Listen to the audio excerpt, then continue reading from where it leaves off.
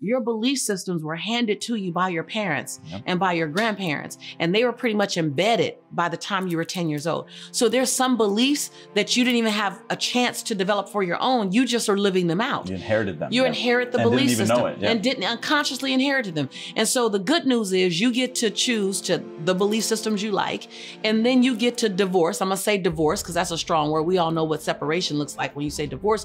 You get to divorce from a belief system that doesn't serve you any longer. A belief system that says money is the root of all evil, maybe. Or a belief system that says only rich people have money, or all rich people are crooks. Or my belief system used to be that wealthy people aren't spiritual. That if I'm wealthy, I can't be a spiritual person. You have to pick God or money. One or the other. I got to pick my faith or my finances. I can't have both. That's a belief system.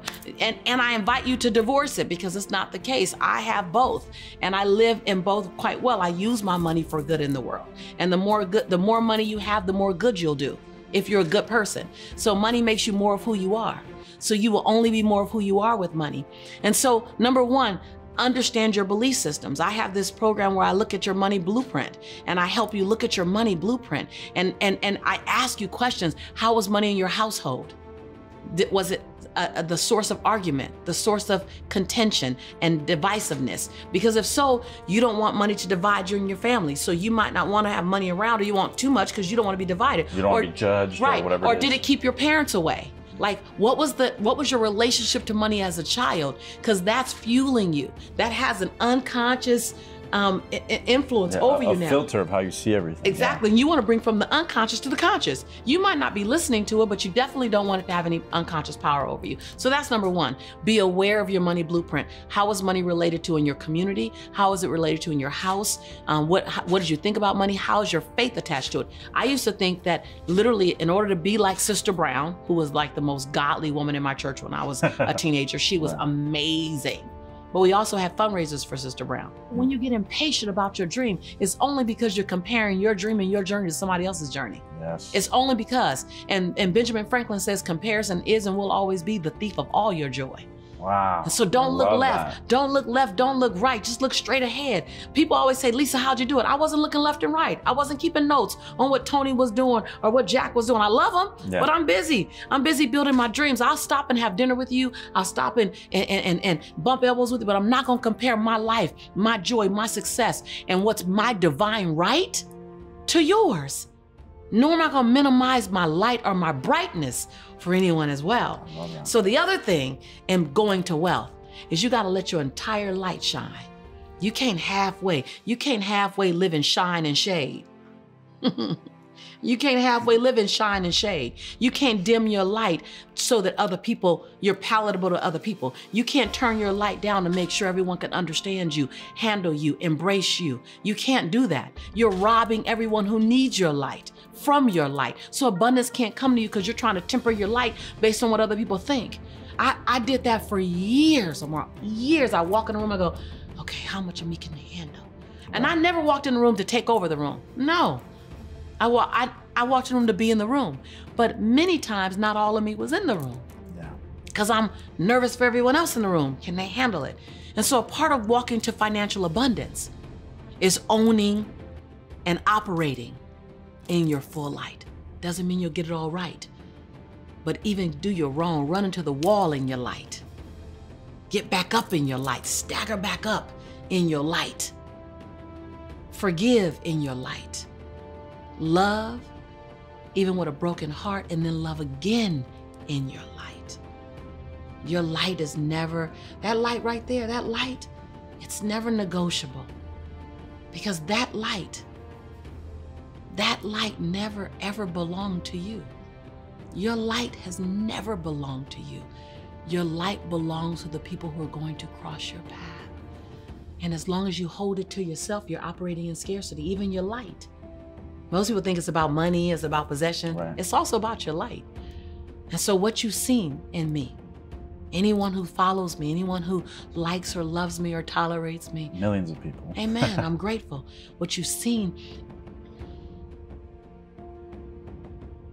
is a piece of my light that I made available to you. Touched a piece of your light. that you were either dancing and celebrating in, you believed you had, or you were trying to discover. Either one. See, a lot of my light will touch people who haven't touched their light yet, but my light will touch your light, and then it's something recognizable. It was my light touching your light, even if you didn't see your light. That's why people run up to me and they hug me and they cry. Permission to feel their light. Or a reminder that you have it. Yes. Or a reminder that it's yours. I'm a confirmation that what you thought was right. Or I negated what somebody else said about you.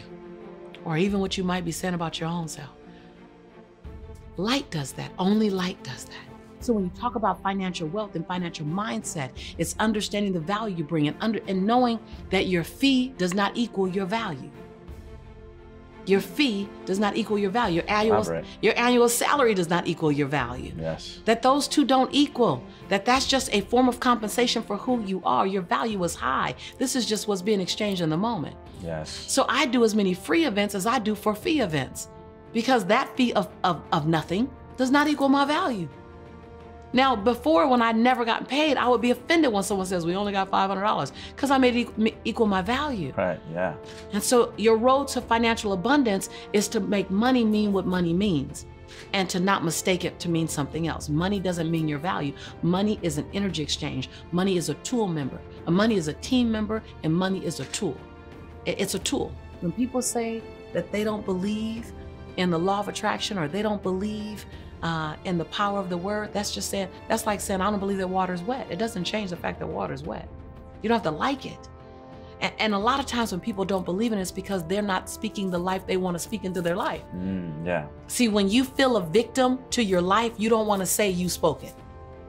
I always say, you know, there was a time in my life when I would go, God, who's writing and this horrible story called getting kicked out of college and on government's assistance and low self-esteem? Who's writing this horrible story about my life? Who's writing the story? And then I focus on the pen. And then I focus on the wrist. And then I focus on the elbow.